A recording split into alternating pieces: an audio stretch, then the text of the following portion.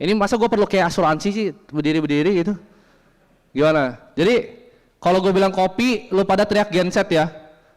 Kopi, kopi, pelan banget. Kopi. Oke, kita mulai. Jadi selamat datang semua. Belum pernah kan acara seramai ini di Holy Wing? Nah, ini acara pertama. Jadi ini adalah grand launching dari Akademi Kripto. Kalian mungkin di sini semua udah jadi member di sini. Cuman gue akan sharing materi yang gue belum pernah share sebenarnya di tempat lain. Mungkin slide-slide awal kalian ada yang ngerasa kalian udah tahu, tapi nggak masalah karena di sini gue udah undang teman-teman dari media. Kasih tepuk tangan dulu buat teman-teman dari media. Jadi kita akan mulai dari basic supaya semuanya punya understanding akan kenapa gue bikin ini. Kalau kalian lihat namanya ini adalah tesis gue. Jadi ini adalah tesis pribadi gue.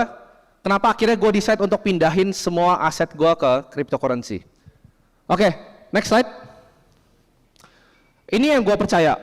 Gue percaya sistem keuangan kita sekarang itu ngaco.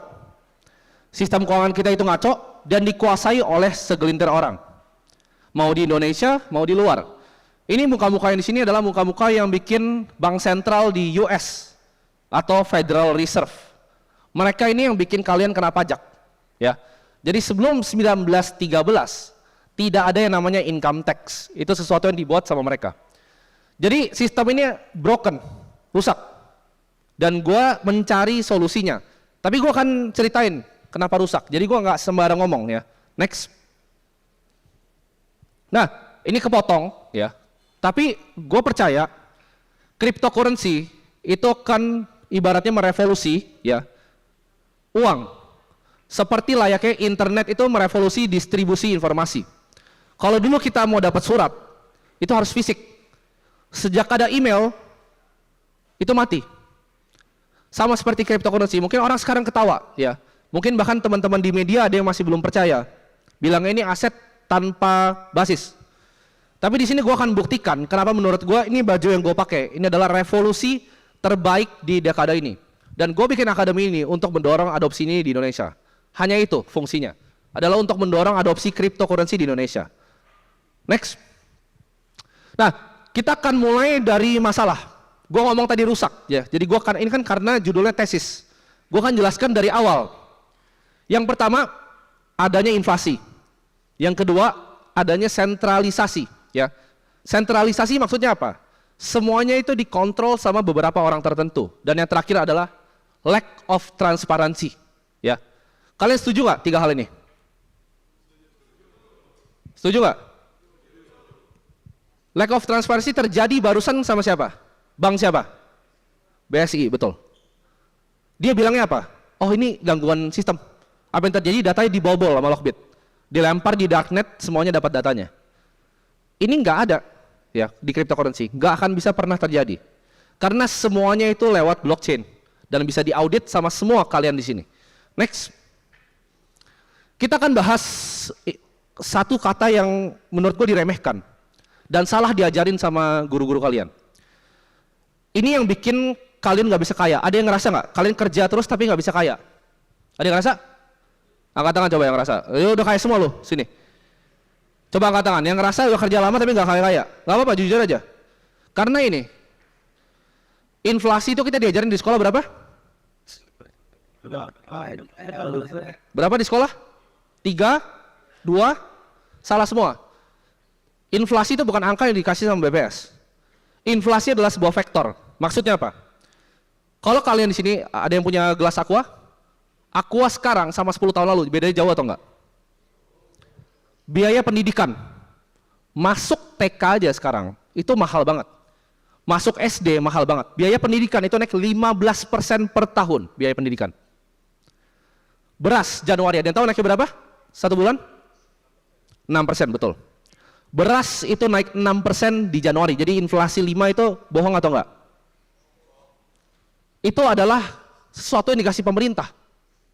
Biar kita ngerasa apa? Biar kita nurut sebenarnya. Ya. Tapi yang diajarin sama sekolah tuh apa? Kita diajarin sama sekolah untuk nurut perintah. Dikasih tahu, oh inflasi 3% percaya. Dan kita nggak punya kemampuan untuk berpikir apa? Kritis. Ya, di sini gue mau ngajarin kalian buat belajar untuk pikir kritis. Ya, coba kalian bayangin ya. Semua yang ada di sini ya, botol-botol McAllen di belakang, kalau dikasih harga sekarang sama 5 tahun lalu, ditempelin labelnya. Rumah lu misalnya 10 tahun lalu ya, harganya misalnya 1,5 miliar, sekarang 3 miliar. Ditempel di semua harga sini. Besok pagi demo nggak?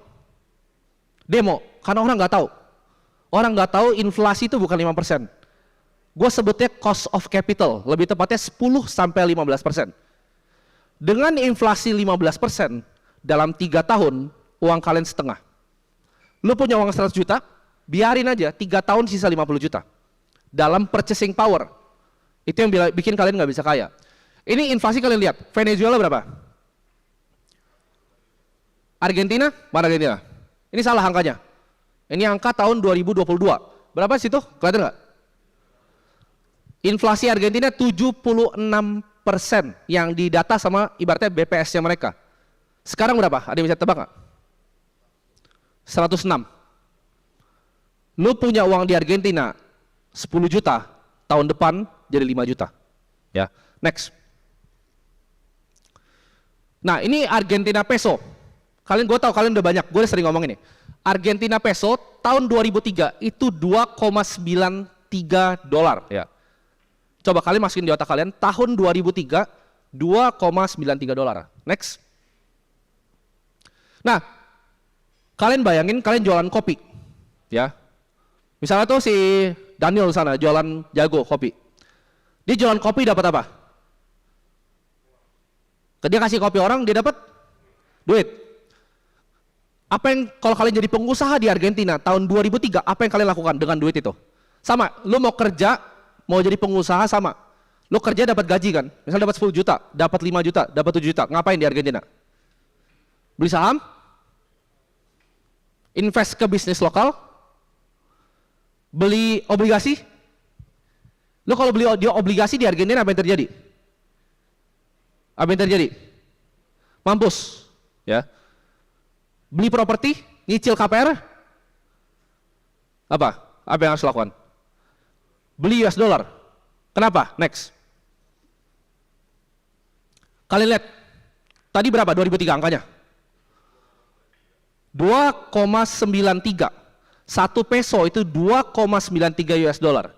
Sekarang tuh harganya 232,41. Dolar lawan peso itu devaluasi. Berapa kali? 10, 20, 75, 150 kali. 220 kali? Jawabannya 230 kali. Jadi kalau lu orang Argentina dapat gaji, uang lu devaluasi 230 kali ke bawah. Jadi miskin nggak? Jadi hal terbaik yang lu bisa lakukan adalah apa? Jadi orang Argentina. Dapat uang nih, ngapain? Tuker semua peso lu ke dolar. Terjadi nggak sama Indonesia 98? Apa yang terjadi sama Indonesia? Kenapa perusahaan pada bangkrut? Coba, gue mau kalian berpikir kritis. Perusahaan itu punya hutang dalam bentuk apa? US dollar. Begitu US dollarnya terbang karena rupiah inflasi, pengusaha yang hutangnya pakai dolar mampus semua. Ya. Jadi kalau kalian punya uang dari 98 lebih baik beli dolar. Currency yang lebih kuat. Next. Jadi percuma. Ya, ini credit default swap. Ini mungkin agak nggak kelihatan. Maksudnya apa? Maksudnya ini market ngebetting currency mana yang mau jatuh. Ya, rupiah itu triple B. Kalian ada rupiah itu 22% kemungkinan jatuhnya. Ya, sedangkan kalau kita Turki itu udah 50%. Kalau kalian ke Turki sekarang juga itu murah banget semua barang di sana. Ya, kalian bayangin. Kalau kalian ke Turki sekarang semua di sana itu murah. Jadi fungsinya apa? Kita diajarin sama advisor financial apa? Kalau dapat gaji, oh kalian diversifikasi ya, KPR 3 juta, taruh ya di reksadana 2 juta. Kalau lu di Venezuela, di Argentina, di Turki ada fungsinya nggak itu semua? Nggak ada, beli USD aja. Karena kalau currency-nya melemah, ya, mata uang Argentina peso melemah, Turkish lira melemah, Indonesia rupiah melemah. Apa yang terjadi? Semuanya nggak ada gunanya. Semua aset yang kalian beli itu nggak ada gunanya. Next. Nah, Ini fiat dalam bahasa Latin adalah apa? Let it be done. Ada yang tahu nggak? Uang kertas itu adalah uang fiat dalam bahasa Latin, jadi aja. Maksudnya apa? Ini adalah di back sama kredit. JP Morgan pernah bilang 1920, ya. Uang itu hanyalah emas, sisanya adalah hutang. Ngerti nggak maksudnya? Ada yang tahu nggak? Kertas ini gue nggak bisa contohin pakai rupiah, nanti gue masuk bui. Ini gue contohin pakai dolar. Dolar ini di print pakai apa? Ada di situ, tulisannya di situ. Dolar di print pakai apa? Jadi kalian berpikir kritis nih. Ini sekolah nggak pernah ngajarin. Oh kalian terima uang ya? Iya uangnya tabung ya, tabung di celengan ya sampai miskin. Uang itu apa sebenarnya? Kepercayaan. Jadi kalau nggak ada kepercayaan, uang apa? Apa yang terjadi? Nggak ada artinya. Uang adalah basisnya satu, sebagai legal tender. Titik. Ada yang tahu nggak? Rupiah itu reserve-nya berupa apa? Dolar. Salah, itu cadangan devisa. Rupiah reserve apa? Jawabannya nggak ada rupiah lagi. Ya. Yang kalian lihat cadangan devisa 10% dari GDP, itu isinya apa? Dolar, Japanese yen, Chinese yuan. Itu basket doang, yang kecil dibanding peredaran rupiah. Rupiah itu cuma di back sama rupiah. Next. Nah, ini kalian bingung kan? Gimana caranya bisa bikin uang dari langit? Ini gue ajarin kalian. Kalau kalian ngerti sistem ini, ya, ini adalah sistem yang mungkin banyak dari kalian nggak ngerti di sini. Ini kenapa orang-orang di bank itu sangat amat kaya. Ini gue kasih tahu cara bikin uang dari langit. Budi yang paling kiri. Budi punya uang 100 juta. Budi taruh di bank uangnya. Bank itu di Indonesia, fractional reserve di Indonesia, kalian cari. Itu angkanya bukan 10%, salah ya, 10%. Angkanya adalah 5. Ya kan? Kalian diajarin fractional reserve putarannya 10 kali kan? 7 sampai 10. Putarannya lebih dari 10. Gua akan tunjukin di sini. 10 juta, bank simpen cuma 5 juta. Bayangin. Kalian taruh 100 juta nih, di bank manapun, dia cuma pegang 5 juta uang kalian. Jadi kalau kita rame-rame tarik semua uang kita nih sini, ya kalau kita mah nggak berpengaruh tuh. Kita ngomong ke semua orang tarik uang di bank, apa yang terjadi? Bangkrut. Dia nggak punya uangnya. Ya, dia buat dari langit uangnya. 5 juta taruh bank, 95 juta dihutangin ke orang dapat bunga dia. Dihutangin ke misalnya tadi Budi ya 100 juta. Dihutangin ke Agus. Nah, Agus kan dapat duit nih dari bank 95. Dia taruhnya di mana? Di bank lagi. Lucu nggak? Dia taruh di bank lagi, mau bank itu mau bank yang lain terserah. Dia taruh di bank lagi 95 juta. 5% berapa? 4,75. 4,75 dia hutangin 90,25 ke Citi. Jadi total uangnya ada berapa? 100. Lu masukin Agus cuma 100 nih. Total uangnya berapa? Tambahin semuanya. 295 juta. Dari langit nggak uangnya? 195 dari mana? Emang ada uangnya? Itu yang dilakukan bank. Lo mau buku 4, buku 3, buku 2, buku 1 sama semua kayak gini. Ya. Sampai bank kecil, bank syariah semua sama kayak gini. Fractional reserve system. Next. Itu tadi cuma ngomong siapa? Agus, Budi, Siti, udah 295. Kalian bayangin kayak gini. Per detik. Satu kalian taruh di bank, satu taruh di bank dia beli 5%, satu taruh di bank. Satu diutangin ke orang dapat bunga lagi, satu diutangin orang dapat bunga lagi. Berapa banyak putarannya? Apakah 7 sampai 10 kali yang kayak diajarin? Kalian kira 100 juta itu habis di putaran ke berapa? Ada yang bisa jawab nggak? Habis di putaran ke berapa? 100 juta tadi. Itu uangnya kan jadi bermiliar-miliar. Karena dari dia hutangin tadi, coba balik ke slide sebelumnya. Dari dia hutangin tadi, ini gua hitungnya sederhana. Tapi dari dia kasih ke Siti, Siti bayar apa? Bunga. Lu taruh bank lu dapat bunga berapa sekarang? Tabungan, ayo. 0, berapa? Dia kasih ke orang berapa? Nah, coba pikir. Kalian kira bank dapat cuan dari selisih itu kan? Net interest margin salah. Dari sini. Next. Dan ini menurut gue kesalahan di sistem sentralisasi. Next. Nah, ini yang terjadi. Ada yang lihat krisis bank di US gak? Silicon Valley Bank. Ada yang pernah dengar? Mungkin dari media pernah nge-report Silicon Valley Bank. Ada yang tahu gak kenapa jatuh? Karena orang cuma bacot doang kenapa jatuh. Nggak ada yang tahu aslinya. Ini gue buka balance sheet-nya ke kalian. Yang terjadi di sini adalah aset bank itu tadi, uang kalian yang dimainin yang dipegang 5 jutanya, itu dimasukin ke obligasi pemerintah jangka panjang. Aman nggak obligasi? Harusnya aman, betul. Ya. Ini yang terjadi. Dia pegang obligasi sangat terkonsentrasi. Next. Jadi bayangin nggak, bank itu sebenarnya nggak punya uang kalian. Dia invest bahkan uang kalian ke tempat yang beresiko. Next. Nah, ini dia. Jawabannya kenapa hancur? Yang bunuh Bank First Republic, Silicon Valley Bank, Silvergate Bank adalah bank sentralnya sendiri atau the Federal Reserve System. Gimana cara dia bunuhnya? Ini kenaikan suku bunga tertinggi dalam sejarah US. Ya, dari 1992 suku bunga nggak pernah naik setinggi ini. Suku bunga yang tinggi, obligasi jadi sampah. Ya, suku bunga tinggi, jangan beli obligasi. Itu investment 101. Dan bank yang pegang banyak obligasi, begitu suku bunga dihajar, apa yang terjadi? Kenapa kolaps? Dia rugi kan? Obligasinya terlalu besar, dia rugi. Pakai uang 5 juta dia rugi. Dan orang yang punya 100 Agus tadi, tarik semua uangnya. Begitu Agus, Budi, Siti, dan semua tadi yang ratusan kali itu tarik duitnya, apa yang terjadi? Uangnya ada nggak? Nggak ada, orang cuma 5%. Jatuhlah banknya, 1. Ya, next. Jadi kalian percaya, taruh uang di bank itu aman? Aman nggak sekarang? Silicon Valley Bank kalau kalian bilang bangkrut, kalian diketawain loh. Gue bilang Credit Suisse, bank paling besar di Swiss, bangkrut. Gue bilang tahun lalu. Gue diketawain sama semua orang di Indonesia. Apa yang terjadi? Bangkrut nggak? Bangkrut. Jadi kalian kira bank di Indonesia yang kecil-kecil ini nggak bisa bangkrut? Hah? Cuman perlu 1 orang aja ngebankran 1 bank, beres. Ya, rame-rame aja 1 bank ditarik semuanya, nggak usah banyak-banyak, 20% uangnya. Selesai tamat, karena cuma 5% reserve ya.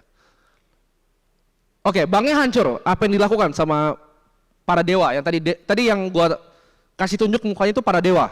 Ya, dunia ini tuh punya dewa di atas. Itu mereka dewanya. Sama dewa itu dilakukan apa? Nih, lihat ya, helikopter keluarin duit. Apa yang terjadi? Banknya bangkrut, mereka bunuh banknya sendiri kan, ditembak banknya. Mereka perlu ngapain? Print duit lagi buat ngapain? Selamatin banknya. Aneh nggak? Mereka tembak banknya, mereka print uang buat selamatin banknya. Apa yang terjadi dengan uang yang di print kayak gini? 40% US dollar yang ada di dunia ini di print saat COVID. Nah, jadi berpikir kritis.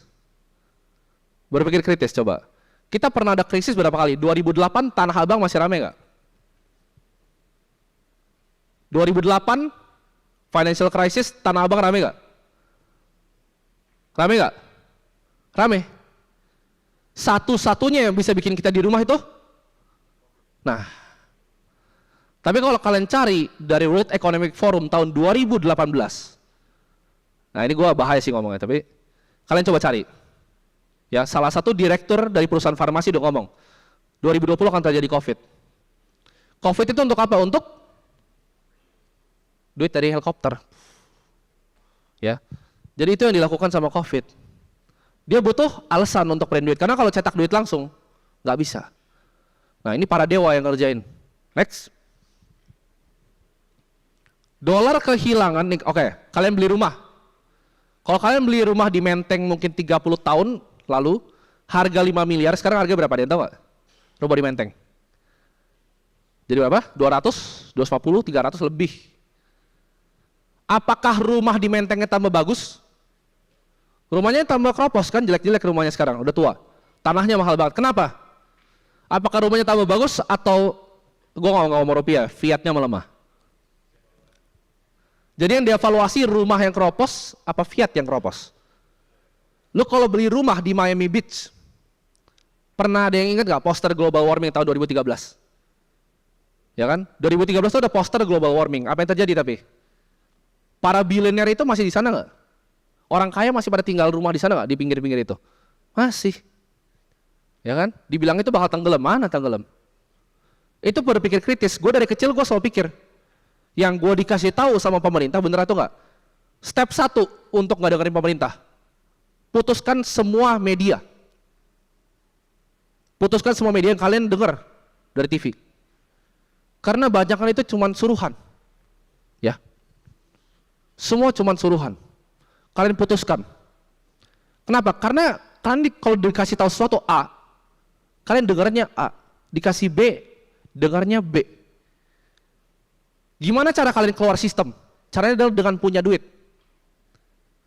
Satu-satunya alasan untuk kalian keluar sistem adalah dengan punya duit. Maksudnya apa? Kalau gue nih, gue kerja sama Daniel deh, yang dulu dia mantan yang punya Red Dog, bosnya. Gue kerja di Red Dog nih, gue bikin corn dog.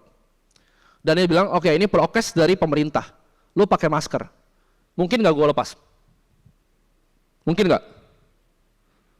Nggak usah jauh-jauh, gue masuk sini deh, gue masuk Holy Wing. Pak, pakai masker ya? Pakai nggak? Pakai.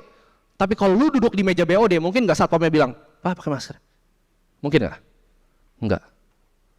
Ya. Jadi satu-satunya cara untuk keluar dari sistem adalah punya uang. Next. Nah, ini sentralisasi, ya. Gue percaya sistem kita ini nggak adil, dipermainkan, dan gue akan tunjukkan bagaimana caranya tahun 2008. Kalau yang COVID itu terlalu berbahaya untuk gue bahas, jadi kalian cari sendiri. Gue akan kasih contoh 2008. Next. Sistem sentralisasi itu lambat, inefisien, dan nggak berguna. 1. Rumah yang biasa aja dikasih hutang ke orang yang nggak mampu bayar. Contohnya, ada orang nih tukang sapu mau beli rumah 10 miliar. Dikasih nggak di Indonesia? Enggak, karena dia tahu nggak akan bisa bayar. Di Amerika dikasih. Apa yang terjadi? Pasti gagal bayar semuanya kan? Rumahnya kosong, orang yang diusir, hutangnya masih banyak. Tapi di neraca banknya naik nggak lendingnya? Naik.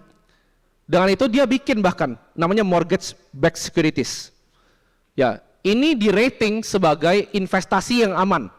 Jadi ini sebuah security, ya kayak saham. Sebuah security yang di rating aman. Triple A. Ya rupiah kita triple B. Ini triple A, AAA. Aman. Isinya apa? Sampah. Ya. Isinya adalah hutang orang yang nggak mampu bayar rumah, bayangin kalian. Berarti yang salah siapa? Yang ketiga, agensi yang rating kan, yang ngasih ini investasi aman. Berarti mereka kong kali kong semua nih, ya. Sama terakhir, yang taruh duit di situ siapa? Di rating bagus nih, isinya sampah, yang naruh duit siapa? Paling bawah. Bank. Jadi ini semua entitas kerjasama nggak? Orang bilang, aman dong, kan rating sistemnya kasih triple A, ya kan? Gue invest saham, siapa rating agency Indo? Perindo. Perindo kasih bagus, invest dong. Tapi ini terjadi di Amerika, ya. Ada permainan di atas yang kalian ngerti. Next. Nah, ini kata-kata dari Albert Einstein ya, bukan gua. Ya, jangan salah, jangan dicatat di media, bukan Timothy. Albert Einstein, ya. Hal tersulit buat kalian yang nggak tahu Albert Einstein, dia adalah yang bikin teori general relativity ya, dan juga nyetusin sama dengan MC kuadrat. Albert Einstein bilang hal paling membingungkan di dunia, yang paling sulit dipahami adalah pajak dan pajak pendapatan. Kenapa dia bilang bingung? Karena kenapa? Pajak itu membuat orang apa? Satu, insentif untuk kerja lebih keras itu diturunin. Karena bracketnya makin gede uang lu sebagai karyawan, makin besar pajak lu. Betul nggak? Karyawan 20 juta sama 50 juta pajaknya banyakan mana? Ini gue tanya kalian ya. Oke, kalian 3 juta gajinya sama 10 juta banyakan mana? Bayar pajak. 10. 10 sama 50? Sorry, ini income aja bukan karyawannya. 10 sama 50? Ya 50 dong. 50 sampai 70? 70. 70 sama 7 miliar sebulan, banyakan mana? 70 sama 7 miliar sebulan, banyakan mana? Ayo, coba berpikir kritis. Orang yang punya income 70 juta sama 7 miliar sebulan banyakan mana? Kalian akan kaget untuk tahu jawabannya, gue gak akan ngomong di sini, tapi kalian tahu harusnya. Kenapa? Jadi itu satu, bikin orang yang sebenarnya mau bekerja, insentifnya lebih rendah karena dia bayar pajak. Kedua, yang dibuat dari sistem pajak ini adalah inequality, ketidakadilan. Kenapa? Orang yang punya duit sangat banyak, mereka bisa cari yang namanya lobang, loophole dalam sistem hukumnya, dengan bayar berbagai macam tax advisor. Mereka punya income nih, taruh di CVS sini, 4,8 M privat taruh sini, lempar terus. Taruh shell company keluar ke Cayman Island, lempar ke CVV di Singapura. Kalian nggak tahu cara mainnya kan? Bahkan ya, lebih mahal yang gajinya 70 juta sebulan. Next. Income itu pertama dilakukan sama Federal Reserve tahun 1913, namanya Revenue Act. Kalian pelajari sendiri, ya gua nggak akan bahas di sini. Nah, ini problem dengan progressive income, insentif rendah untuk produktivitas. Ini ngurangin inovasi, ya. Dan tadi yang gue bilang ketidakadilan. Orang yang punya duit akan mengeksploitasi ini. Next. Oke. Kan tadi inflasi bagus. Ini data dari teman gue ya. 1980 dia beli rumah sama beli emas. Emas dia itu 1,7 kilo waktu itu untuk beli rumah. Sekarang rumahnya naik sekitar 6 sampai 20 kali. Emasnya tahu nggak cuma naik berapa? Ada yang tahu? Berapa gram naiknya? Dari 1,7 kilo ke 2,2 kilo. Enakan beli emas kan? Emas secara 100 tahun gokil nggak naiknya? Gokil. Nah, kan ada yang diajarin. Oke, kita nabung emas. Fine gold 99,99. Nabung emas kan? Ini diajarin sama orang. Ada yang nabung emas? Boleh? Nggak masalah, yang karyawan mau dengerin juga boleh. Tuh ada yang angkat tangan dari belakang. Nabung emas. Emas apakah aman di tangan kalian? Ini dia, belajar. Executive Order of the President. Taruh emas kalian tahun 1933 atau kalian nggak tahu diapain. Emas yang lu kumpulin seumur hidup nih. Disuruh kasih ke pemerintah. Adil nggak? Adil nggak? Kan dikasih duit tapi. Cengli nggak? Emas lu disuruh balikin ke pemerintah, dia beli kok. Nggak cuma-cuma dikasih, itu keterlaluan, itu berontak. Dikasih uang kok, cengli nggak? Cengli kan? Next. Oke, lihat ya. Mata uang mencegah hoarding nyimpan emas. Dikasih $20,67 per ounce of gold waktu itu, 1933. Pada Mei 1, 1933. Lihat, dari Mei 1, 1933 sampai sekarang. Ini harga emas. Jadi cengli nggak dikasih waktu itu? Nah, kalian pikir, ini harga emas nih. 100 tahun gua tarik. Dari sejak emasnya diambil. Terus kalian bilang, tapi kan saya percaya sama pemerintah Indonesia. Saya juga percaya. Saya juga percaya, jangan salah, saya juga percaya. Dicatat, saya percaya. Next. Untuk jadi orang pintar, belajar dari sejarah. Ya. Satu, Spanyol. Kolonisasi abad ke-16 dari Meksiko dan Peru. Tadi mungkin anak-anak yang datang sini kalian pikir kalian akan belajar, oh cryptocurrency, Bitcoin, enggak. Gue ajar kalian cara mikir, ya. Kan tadi gue bilang kopi mindset ya kan. Nah ini mindset. Spanyol, kolonisasi abad ke-16 dari Meksiko dan Peru, diambil semua goldnya. Dua, Portugal, ekspansi kolonial ke Brazil, diambil semua uang Brazil. Ketiga, Jerman 1940, Perang Dunia Kedua, gold reserve-nya diambil sama siapa? Adolf Hitler. Tiap kali dia blitzkrieg itu nyerang, ambil emas, ambil emas.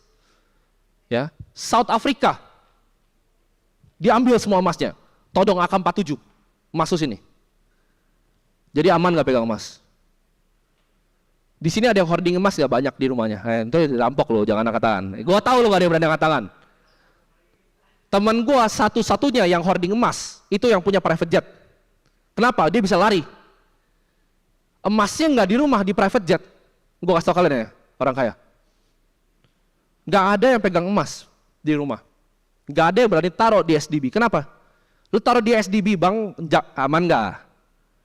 Ayo, SDB bank aman nggak? Taruh surat-surat rumah kalian semua. Sekarang lu ke Afrika deh. Lu ke South Africa waktu emasnya diambil. Mau investasi apa? Properti? Tanah kan punya kita dari tanah sampai langit, pernah dengar gak? Punya kita bisa warisin ke anak. Iya, sampai lu ditodong AK-47 depan muka lu. Suratnya mana? Terjadi gak? Terjadi di Afrika. Kalau gua tahu Indonesia itu negara yang sangat aman ya, harusnya gak terjadi. Gua cukup percaya dengan pemerintah kita. Tapi di Afrika itu terjadi. Di Venezuela, uang kertas jadi apa di Venezuela? Ada yang tahu? Souvenir bukan, cebok pantat. Karena tisu toilet lebih mahal dari uang Venezuela. Jadi percaya nggak kalian sekarang sama sistem fiat? Nah itu enggak, gue percaya. Next. Nah, apakah bank lain aman? Pertanyaan ini kan, suku bunga dinaikin, dia pegang obligasi dibunuh. Bank lain aman nggak? Percaya nggak ada 2 bank lagi yang jatuh? Credit Suisse gue bilang jatuh dari tahun lalu, pada ketawa. Abis ini kan udah 5 bank nih, ya 2 lagi. 2 lagi habis itu ekonomi kita akan bottom. Next. Nah, ini transparansi dan privasi. Jadi aman nggak di bank? Aman atau enggak? Data kalian bisa diambil atau enggak? Bukan gue ya, Lockbit. Presentasi aja, presentasi. Aman nggak? Ini data berapa? 23.000, 22.000 disebar di darknet. Data bank syariah terbesar di Indonesia. Jadi aman? Itu ya aman. Kalian bisa ini sendirilah. Next. Nah, semua itu diselesaikan dengan Bitcoin. Jadi kita kan bahas 3 fundamental. Satu apa tadi? Inflasi. Kedua apa tadi gue bahas? Sentralisasi. 3? Transparansi. 1. Kita akan bahas yang pertama. Ya, ini adalah kertas. Ini yang gue pakai baju ini kertas 9 lembar. Disebar di internet. Jadi aset nomor 11 di dunia. Lebih berharga dibanding bank manapun di dunia ini. 9 lembar kertas doang loh. Kertas ya, nggak ada banknya, nggak ada apa, kertas. Next. Ini chart Bitcoin lawan waktu. Kenapa Bitcoin bisa melawan inflasi? Ayo, kan fiat dulu 1971 sebelum Presiden Nixon itu, kalian mungkin ada yang di otak kalian, uang tuh masih ada emasnya di belakang. Nope, US dollar tidak punya emas di belakangnya. Itu dilepas tahun 1971 oleh Presiden Nixon untuk mendanai perang Vietnam. Ya. Jadi nggak ada yang namanya gold standard. USD itu nggak ada emasnya. Dan kalau semua negara yang lain pegang USD, mereka pegang apa? Kepercayaan akan US. Tapi itu goyang nggak sekarang? Goyang. Negara-negara maju, Arab Saudi, Dubai, dia mikir apa? Wah, ngapain gua minyak punya gua, ngapain gua pakai dolar? Ya nggak? Cina, barang punya gua, ngapain pakai dolar? Brazil, South Africa, mereka mau lepas dari dolar. Kenapa? Karena nggak ada value-nya dolar. Kalau kalian cari sekarang, bank sentral di Rusia, Cina, United Arab Emirates, itu hoarding gold gila-gilaan. Cari datanya. Harga emas naik gak belakangan? Yang pegang emas? Naik kan? Yang beli siapa? Bank sentral. Ini chart yang menurut gua berpengaruh, karena next, kalian bisa lihat. Ya. Ah, ini kepotong, ya. Ini adalah peso ke US dollar. Lihat devaluasi gimana? 220 kali, ya. Peso lawan dolar hancur. Sebelah sini adalah dolar lawan ini. Hancur nggak? Jadi kalau lo jadi orang Argentina, hal terbaik yang lo bisa beli adalah ayo, US dollar. Orang US dollarnya hancur berkali-kali lawan ini. Gua kasih tahu ya, ini 220 kali. Ini gua nggak tahu, sorry. 16.000 sekian kali. Jadi mending beli yang mana? Gini deh, kalian cari chart panjang nih, rupiah sama dolar, ya. Terus kalian lihat Bitcoin sama dolar. Mirip nanti, ya. Karena kayak gini juga semuanya, ya. Turkish lira, Argentina peso, ya. Venezuela, Nigeria naira. Coba cek deh. Jadi diversifikasi itu bullshit. Mungkin kalian yang dengar kayak, aduh ini orang ngomong apa sih? Tapi percaya, kalian yang benar-benar pahamin apa yang gue ngomong sekarang, lu praktekin yang gue ngomong sekarang. 10 tahun lagi lu lebih kaya dari semua teman lu. Lo lebih kaya dibanding teman-teman lo di samping 7 turunan. Kenapa? Karena inflasi ini bentar lagi akan kejar kita semua, ya. Dan gini, revolusi itu terjadi sangat cepat. Zaman dulu orang yang naik mobil dikira orang gila, dikira pesulap kali. Karena zaman dulu kuda. Kalian tahu nggak dulu ada hukumnya bahwa nggak boleh pakai mobil pakainya kuda. Pesawat terbang dikira mainan. Dokter cuci tangan dimasukin rumah sakit jiwa. Sama kayak kita sekarang ngomong kripto dikira orang gila, gitu. Tapi nanti lo akan lihat mereka. Yang gila siapa? Gitu. Next. Ini dari solusi dari inflasi paling sederhana matematika anak SD. Ya, solusi dari inflasi adalah matematika, yaitu supply cap. Ya, fiat itu di print dari angin, boom, ada. Yang penting, dia pakai militer bikinnya. Ya, ini Afrika nggak nurut gua, ini punya minyak perang, ini punya minyak perang, sikat, dolar kuat. Tapi apakah sejarah itu begitu? Ya, sejarah itu nggak pernah senang sama orang yang paling berkuasa. Contohnya, Inggris berkuasa nggak dulu sebelum Amerika? Sebelum Inggris apa? Belanda. Kita diajarin di buku sejarah, kita dijajah sama? Siapa? Salah. VOC. VOC itu bukan Belanda. VOC itu adalah sebuah perusahaan. Apakah VOC nggak bayar orang-orang kita? Ada yang pernah dengar nggak kerja rodi tanam paksa? Apakah nggak dibayar? Dibayar. Dikorupsi sama siapa? Orang kita, betul. Jadi sejarah yang diajarin ke kalian adalah sejarah yang terbalik. Yang datang ke Indonesia adalah pengusaha yang berbisnis. Itulah kenapa budaya korupsi nggak akan pernah diselesaikan di Indonesia. Karena itu udah dari 300 tahun lalu. Gitu. Ini gua ngomong di sini, tapi gak direkam sih, ya udahlah. Solusi dari ini matematika, ya. Total halving, Bitcoin itu akan dibagi 2. Nanti tanggal 22 April tahun 2024. Total Bitcoin yang pernah terjadi halvingnya 32 kali. Blocks between halving, ini gua akan jelasin kenapa angkanya 21 juta. Cuman akan ada 21 juta Bitcoin yang ada di dunia ini. Dulu Bitcoin 2010 harganya berapa? Ada yang tahu? Berapa? 3.000. 2010 satu Bitcoin itu berapa? 3.000 perak. Sekarang hampir 500 juta rupiah, bayangin. Beli emas sama Bitcoin. Ini sekarang 500 juta Bitcoinnya. Dengar ya. Gue taruh semua harta gue di sini. Bitcoin itu 500 juta satu koin. 2030 ada yang berani taruhan sama gue nggak berapa angkanya? 2030 berapa? Kalau gue bilang 10 miliar gila nggak? Gila kan? Kita lihat ya. Rekam ini, mana Ricci? Rekam Ci. Bitcoin 2030 minimal 1 miliar. 10 miliar, sorry. 1 miliar bentar lagi. Ya. Jadi begitu nanti Bitcoin 10 miliar per koin, sekarang harganya cuma 500 juta. Tapi bilang, tapi kan nggak punya 500 juta bang. Nanti gue jelasin, Bitcoin itu bisa dipecah. Lu mau beli 500 ribu pun bisa. Itu udah didesain sama 9 lembar kertas tadi. Ya. Jadi kalau lu beli sekarang 500 juta, 10 berapa? 7 tahun lagi? Jadi 10 miliar. Cengli nggak? Buat kalian yang nggak ngerti, itu basic matematika, logaritmik dari namanya stock to flow. Ya, nanti itu gue jelasin.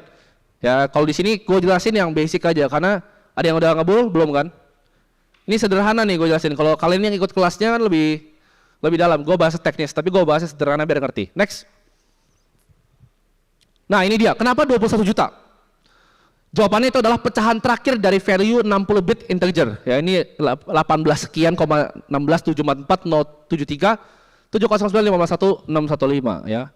Kenapa? Karena didesain sama penciptanya Satoshi Nakamoto untuk dipecah 100 juta unit.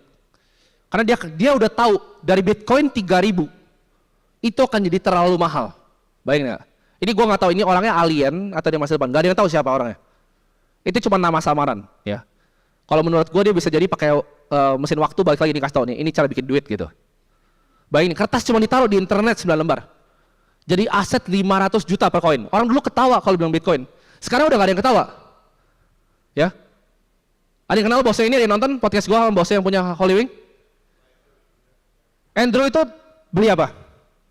Apakah beli saham? Apakah beli Properti? Ya properti buat tinggal. Belinya apa? Kenapa? Apakah dia bukan orang pinter? Semua orang pinter yang gua tahu belinya ini. Ya. Iqbal pinter nggak Iqbal? Nah, itu country manajernya Binance Indonesia itu, yang pakai baju putih. Ya. Dia juga koleksinya apa? Bitcoin. Ya. Daniel yang punya Red Dog juga mana? Daniel. Itu belinya juga sama. Ini bosnya jago. Belinya apa? Apakah saham? Apakah properti? Ya properti dia buat tinggal. Belinya apa? Bitcoin.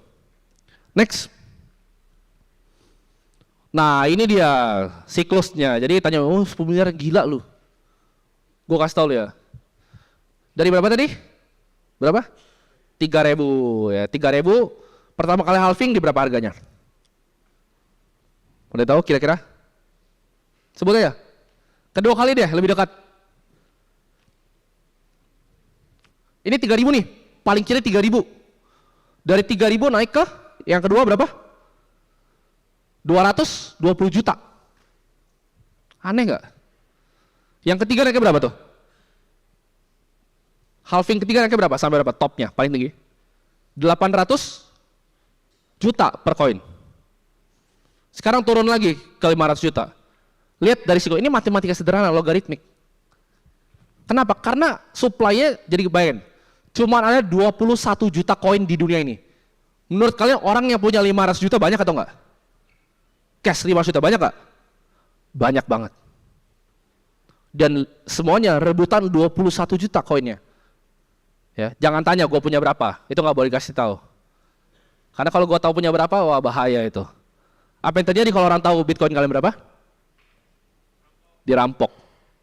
Di Rusia banyak yang mati di Bali loh. Diambilin private key-nya. Ya, yang punya cash app ditusuk di jalan. Jadi kalau kalian punya Bitcoin, kalian jadi kaya dari sini, diem-diem. Biasanya ntar teman kalian bilang, oh hoki ya gitu. Atau oh uang dari mana nih? Uang haram ya, nggak apa-apa uang haram gitu. Ya, gua kalau ditanya uangnya dari mana? Beli mobil McLaren, uangnya dari mana? Enggak dari ini apa? Jaga lilin gua tuh. Oh. Cuman di apartemen, nggak keluar gua. Gua nggak pernah perlu kerja lagi. Dari kenaikan ini, ada yang tahu nggak kira-kira gue dapat berapa dari Januari? Yang gue share aja dari Instagram, itu kan sedikit berapa? Ada yang bisa kira-kira gain gue yang gue kan beli pas harga berapa? $17.000. Ada yang tahu gue dapat berapa uang dari Januari? Berapa? Yang gue share di Instagram, setengah biaya untuk bikin Age Club di SCBD. Dari Januari sampai April. Itu lebih besar dibanding semua gaji direktur utama bank di Indonesia. Cuman dari beli ini, di Januari ya belinya. Apakah sekarang waktu yang tidak tepat? Enggak juga. Targetnya berapa 2030? 10M, itu target dari gua. Target dari beberapa orang paling pintar yang gua tahu, itu 15 miliar. Gua turunin 5M. Jadi worth it nggak untuk masuk sini? Karena sama kayak di Argentina tadi, percuma lu mau beli saham di Argentina, mau beli obligasi, bahkan mau bikin klub kayak gini pun percuma. Kenapa? Karena dapat uangnya formatnya fiatnya. Fiatnya bagus bikin begini, kalau fiatnya ditukar menjadi Bitcoin. Next. Nah, Bitcoin apakah ada yang punya? Tadi gue bilang, tapi kan lu tadi bilang ada yang ciptain, namanya Satoshi Nakamoto. Kalau dia hidup lagi gimana? Kalau dia ada gimana orangnya? Dia ubah Bitcoin 21 juta. Bisa nggak diubah? Enggak, itu matematika yang udah pakem. Ya. Itu ibarat gravitasi, lu jatuhin apel ke bawah. Bitcoin nggak akan pernah bisa diganti siapapun sama siapapun. Mau Satoshi hidup lagi, itu sama kayak orang yang ciptain kertas, hidup lagi. Apa yang terjadi sama kertas? Ada nggak? Orang yang ciptain kertas nih, yang dari Cina dulu, bangun tidur dari kuburnya. Apa yang terjadi? Ya paling masuk berita viral doang, tapi kertas orang pakai nggak? Tetap sama. Sama. Dia nggak bikin kertas jadi terbang kan? Sama seperti Bitcoin. Dia udah nggak bisa ngapa-ngapain karena ini udah terdesentralisasi, udah tersebar di setiap node runner yang jalanin. Ya, itu terlalu teknis, gua akan bahas nanti. Next. Nah, ini yang gua bahas tadi. Ya, kalau dia kembali nggak masalah. Ini nggak ada yang tahu orangnya siapa. Next. Bisa kelompok, bisa ya nggak tahu siapa. Privacy. The traditional banking system itu punya apa? Tadi gue bilang, kenapa terjadi subprime mortgage? Berapa organisasi yang kerjasama? Lihat kan? Identitas, transaksi, trusted party, counterparty, public. Ini terjadi di sistem bank kita. Bisa dipotong di mana? Ayo, trusted, third party, bisa dipotong. Pop. Menurut kalian Lockbit bisa masuk tanpa ada orang dari dalam? Itu gua nggak tahu. Ya, trusted, third party. Kuncinya adalah percaya. Jadi di Bitcoin, jangan percaya sama gua. Lu jangan percaya sama gua bacot. Percaya sama apa? Sama angka, matematika. Bener nggak yang dia ngomong? Secara logaritmik, stock to flow-nya naik segitu. Cek, verifikasi. Bener nggak yang gua ngomong? Desentralisasi. Baca aja ini, kertas 9 lembar, kalau kalian ngerti ya cara bacanya. Ini akan mengubah hidup kalian. Ya, Elon Musk beli ini, Jack Dorsey yang bikin Twitter beli ini. Ricardo Salinas, orang paling kaya di Meksiko, punya emas paling banyak di Meksiko, taruh semua hartanya di Bitcoin. Lebih pintar Ricardo Salinas atau kalian? Ricardo.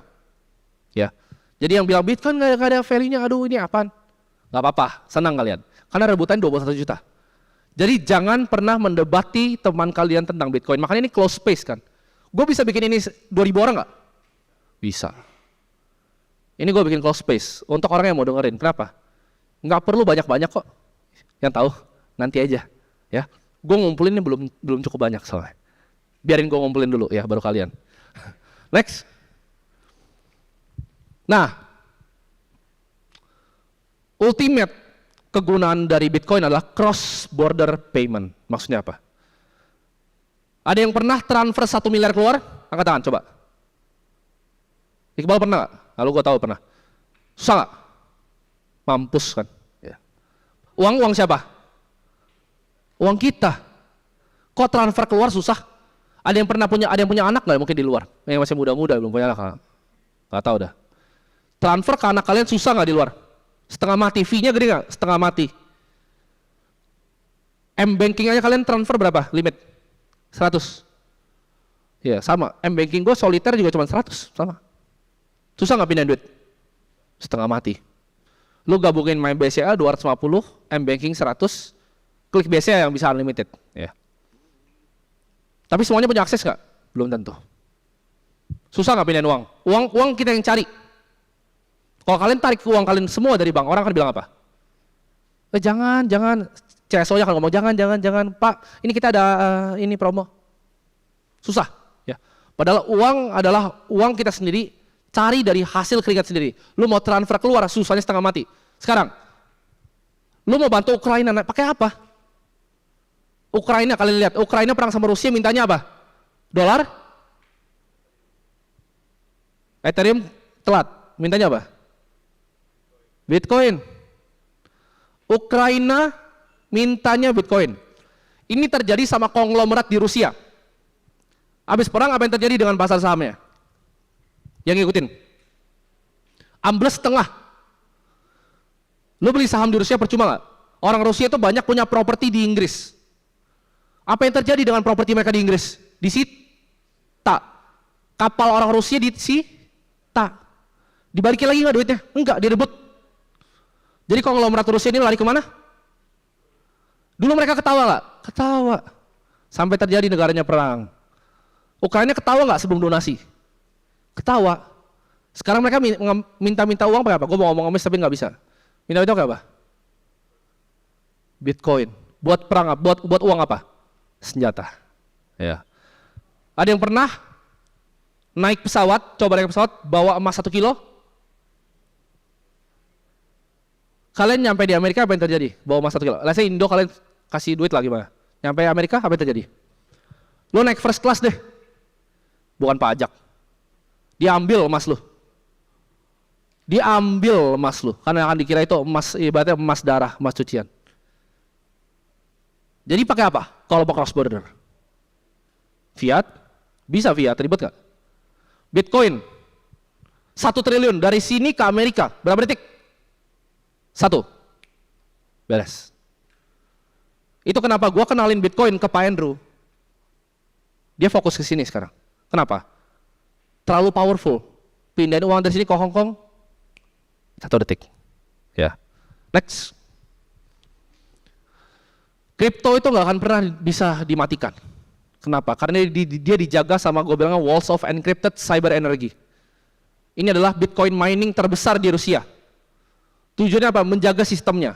Kenapa mereka mau? Karena mereka mendapatkan hadiah Bitcoin. Lu mati ini, lu bakar ini, mati nggak Bitcoin? Nggak. Di Indonesia, Pak Ridwan Kamil mau ngapain? Ada yang nonton kemarin Bitcoin Conference di Miami, Pak Ridwan Kamil mau ngapain? Dorong adopsi Bitcoin mining di Indonesia. Ya. Kalau kalian akan kaget kalau kalian tahu Bitcoin mining terbesar di Indonesia adalah punya salah satu konglomerat di Indonesia. Ya. Apakah mereka lebih bodoh dari kalian? Yang skeptis, yang bilang ini uang dari angin? Konglo itu yang punya makanan yang semua kalian makan setiap hari. Yang kalian hidup, ya, dari hidup sampai mati kalian beli barang dia. Dia punya Bitcoin mining terbesar di Indonesia. Ya. Ini adalah sistem di mana perang apapun yang terjadi, nuklir apapun terjadi, internet mati apapun terjadi. Aman gak Bitcoin? Aman. Gue punya gini, kenapa orang beli jam tangan? Ada yang mau tahu nggak alasan aslinya banyak orang kaya beli jam tangan? Satu, harganya naik. Dua, oh pinter, suka jam tangan loh. Suka jam tangan? Oh. Mereka gini, kalau ini murah, ini 2 ton, biar matching aja. Rolex 2 ton. Kalau lu taruh Patek RM yang harganya 1-2 miliar, lu ke Singapura, let's say Indonesia krisis, lu kabur nih, cuma pakai jam tangan lu bisa hidup setahun. Sekarang dengan adanya Bitcoin perlu lagi nggak kayak gitu? Ini diterima nggak di Singapura? Ada yang pernah ke Paris? Yang pernah ke Paris? Di sana sekarang terima Bitcoin nggak? Nah. Iqbal, Binance Pay bisa kan di Paris? Bisa, dan gue udah coba. Di Dubai, bisa nggak? Lo kemana-mana cuma scan kan Binance Pay di Dubai. Di sana itu kayak OVO.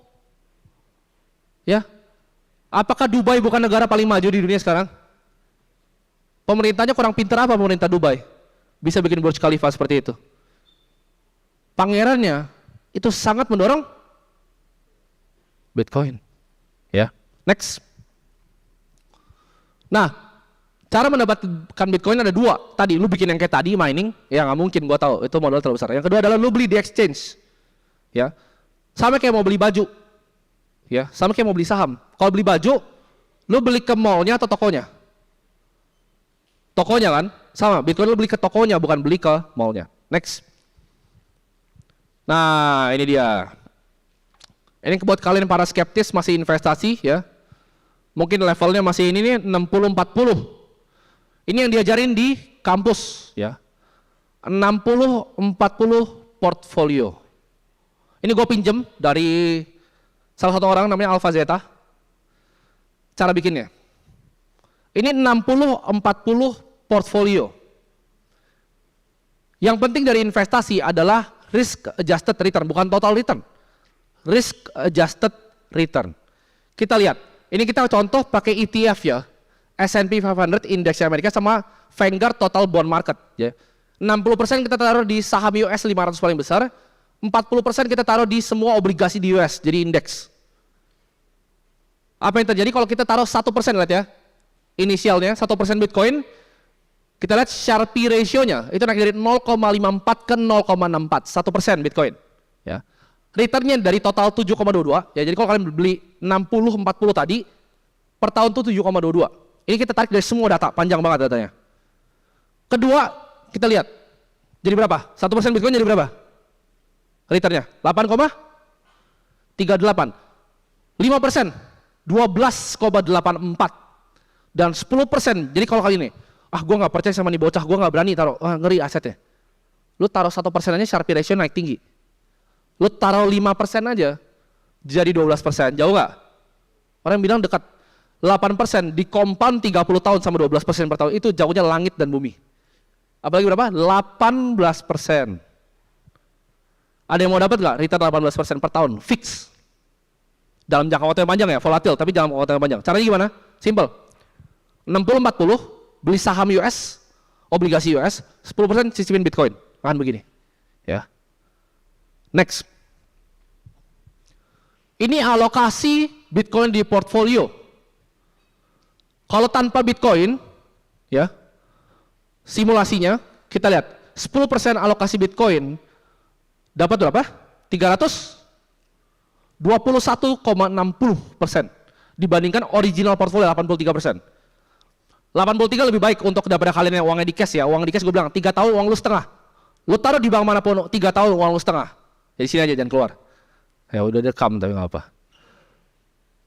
83% Jawa sama 321. Jauhnya langit dan bumi. Jadi kesimpulannya apa? Apakah kita harus usaha yang pinter?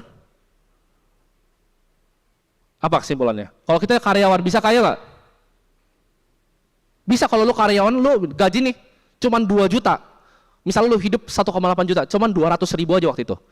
Nggak usah ngomong deh, lu sisihin 30.000. Waktu dia bilang tadi, Bitcoin 3.000, apa yang terjadi? Lu dapat 10 Bitcoin ya kan? Kalau ngerti waktu itu. 10 Bitcoin sekarang harga berapa? 5 miliar. 30.000 rupiah jadi 5 miliar. Itu sihir dari mana? Nggak ada lagi di planet ini. Ya. Itu sihir yang nggak ada lagi di planet ini. Jadi tujuan kita, cari duit sebanyak-banyaknya di dunia nyata, duit fiat, dan tuker semuanya ke Bitcoin.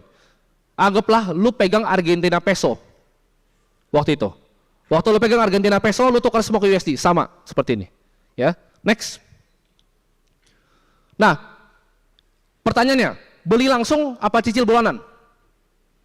Dari chart ini terbukti apa? Beli langsung. Jadi jangan dicicil per bulan. Kalau punya uang, hajar langsung antum semuanya. Ini terbukti, ini jauh banget soalnya. Final value-nya kalau cicil, ini bahkan per bulan ya. Lihat, 118. Next. Ini kalau cicilnya per hari, jadi per hari lebih bagus dari per bulan. Ini per hari 162% naik ya. Lump sum final value 282. Apapun kondisinya, kapanpun di kondisinya, lu punya uang lu hajar dulu. Jadi nggak perlu tunggu cicil. Jadi misal punya uang 5 juta nih, bukan dibagi 500.000, 500. Kalau per bulan turun jauh, per hari lebih oke lah. Hajar langsung semuanya. Lu punya uang 5 juta cicil, hajar langsung. Next.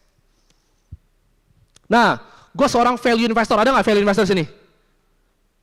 Value investor, invest saham ada? Invest saham ada nggak? Angkat tangan. Nggak ada sama sekali invest saham, buset. Ada lah beberapa invest saham ya. Lebih jago kalian yang invest saham apa Bill Miller? Ini punya hedge fund namanya Miller Value Partners.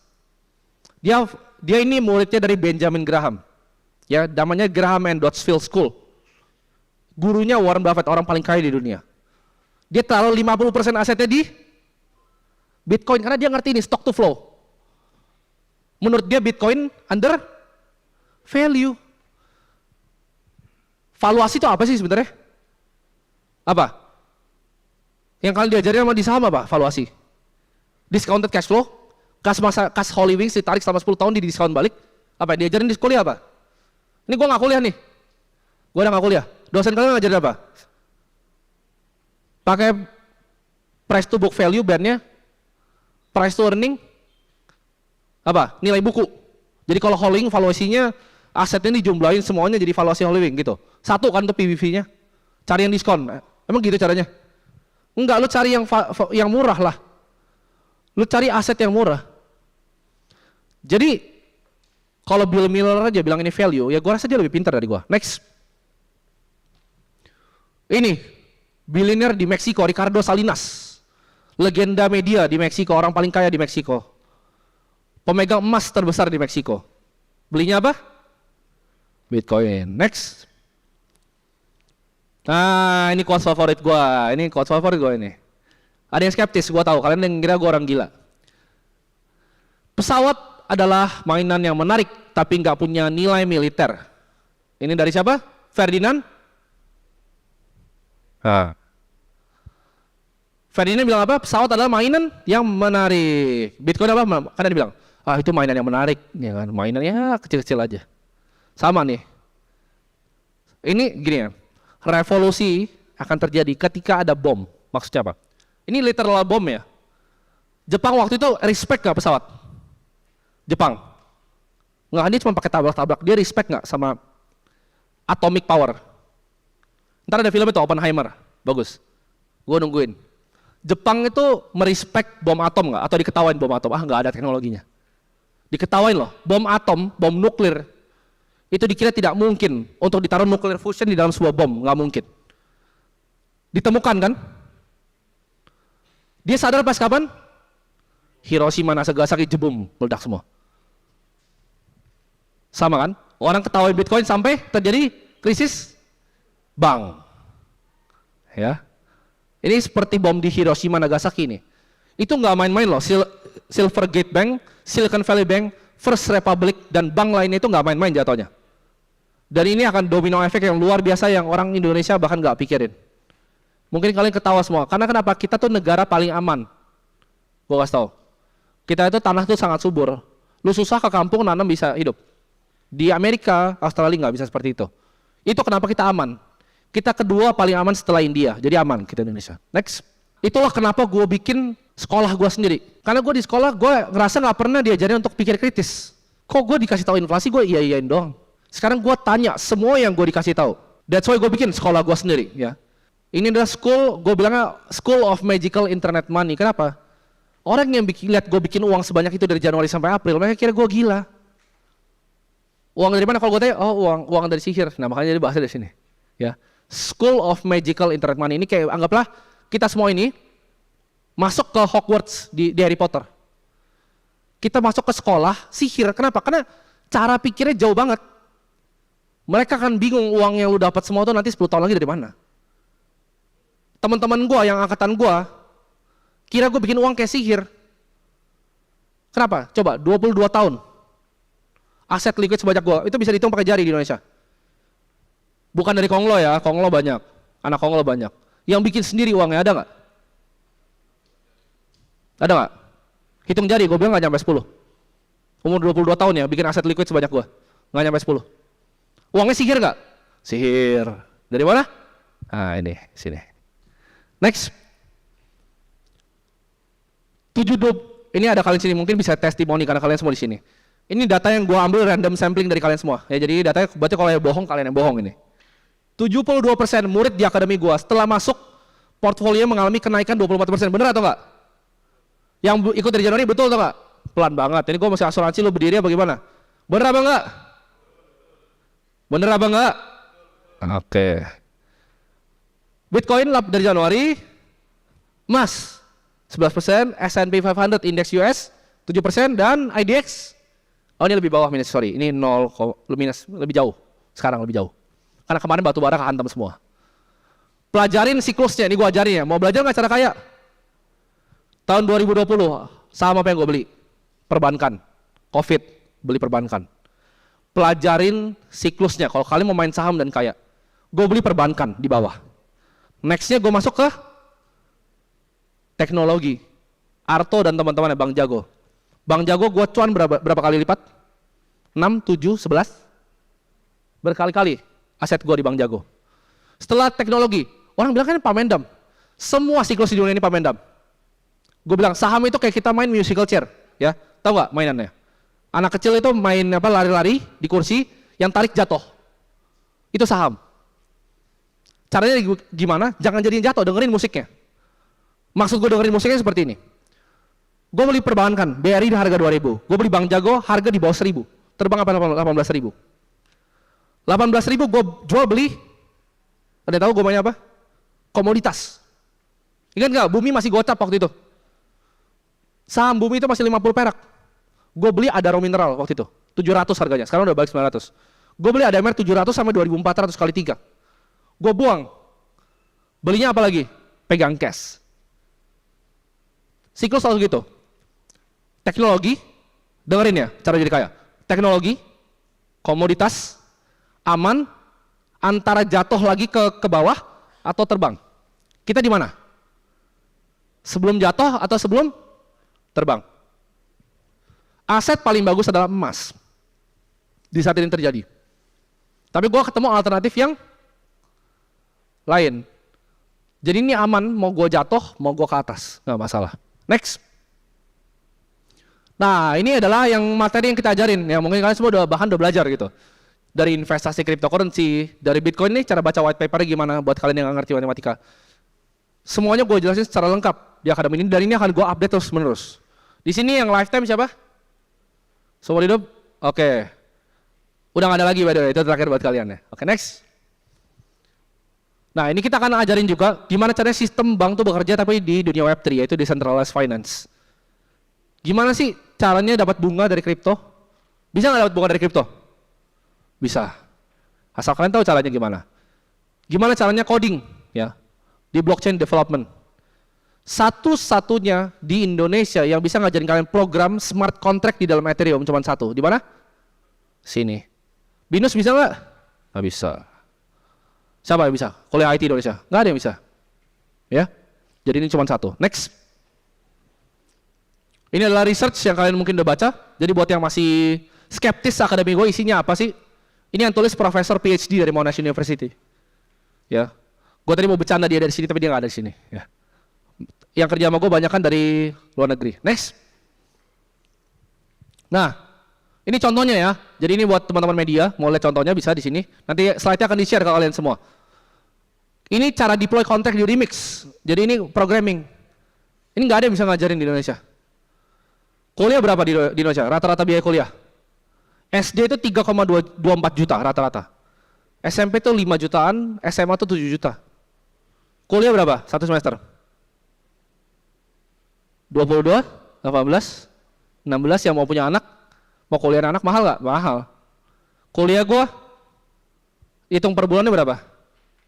Murah. Ada yang masuk dari 700.000 nggak setahun? Ya tuh masuk. Cuma 56.000 sebulan. Cuan nggak sekarang? Nah. Warren Buffett bilang apa? Ilmu yang paling hebat itu adalah ilmu yang leher ke atas. Ya. Kalian dapat banyak nggak dari belajar sini? Ini kalian investasi apa? Otak. Ya. Jadi yang gue bilang mindset itu nggak sembarangan. Gue bilang kopi 80.000 pas miskin. Menurut gue, waktu gue beli kopi 80.000, memang gue masih miskin. 80.000 lu ambil dari rekening gue. Gue sumpah demi Tuhan gue nggak tahu. Lu mau ambil itu total bikin satu gerobak itu berapa puluh juta? Gue sumpah gue nggak tahu. Lu ambil dari rekening gue. Ya. Kenapa bisa begitu? Karena gue investasi selalu kemana pertama? Otak. Buku yang gue baca itu udah nyampe mungkin 1.000 kali. Ya. Gue setiap hari kerjaan cuma baca buku. Itu yang gue belajar dari mentor gue yang punya ini. Setiap pagi yang dilakukan adalah belajar. Sampai sekarang. Masih ikut seminar nggak? Masih. Lu percaya nggak? Yang punya ini masih ikut seminar sampai sekarang. Percaya nggak? Kalian di sini masih uangnya masih berapa tapi merasa kayak ngapain dia ikut seminar ya? Oh dia jual ludah. Lo pilih dengerin jual ludah apa jual keringat lo dibayar murah? Gue ulangi lagi. Pilih dengerin yang jualan ludah apa lu jualan keringat lo tapi dibayar murah? Ayo. Ya. Jadi jangan mau jual keringat dibayar murah. Ciptakan value di diri lo. Ada yang tahu gajinya berapa yang bisa kayak gini? Di atas 100 juta per bulan, betul. Kalau bisa. Tapi kan semuanya nggak bisa. Ada satu yang bisa di sini, tapi itu rahasia untuk kalian. Next. Ada yang bikin ini soalnya di sini. Next. Nah, ini kita belajar juga. Mau belajar baca chart, baca candle, trading kita ajarin. Ya. Next. Ini caranya kalian kerja cara kalian cari uang di DeFi, Decentralized Finance. Diajarin semua secara lengkap. Ya. Next. Nah ini adalah 4 profesor yang ngajarin kita. Salah satunya ada di sini. Ya. Yang atas ini adalah PhD dari Monash University. Kenapa anonim? Apakah orangnya beneran apa enggak? Jawabannya beneran. Karena orangnya nggak mau muncul. Ya. Di kripto itu mereka sangat menghargai namanya privasi dan anonimitas. That's why gue semuanya pakai inisial. Ini adalah PhD di Monash University. Blockchain expert di Sigma Prime. Jadi kalau kalian lihat modul smart contract security gue, yang ngajarin keamanannya bukan dosen. Yang ngajarin adalah profesor plus praktisi. Yang ngajar di tempat gua itu nggak ada yang cuma bisa bacot doang. Tapi mereka harus bisa apa? Harus bisa praktek. Ya. Dia adalah yang audit Ethereum Foundation punya Vitalik Buterin. Dia yang audit smart contract-nya. Jadi kalian jangan ngeremehin ngeliat dia cuma pakai baca slide. Itu yang audit Ethereum. Chainlink Aave Near Protocol.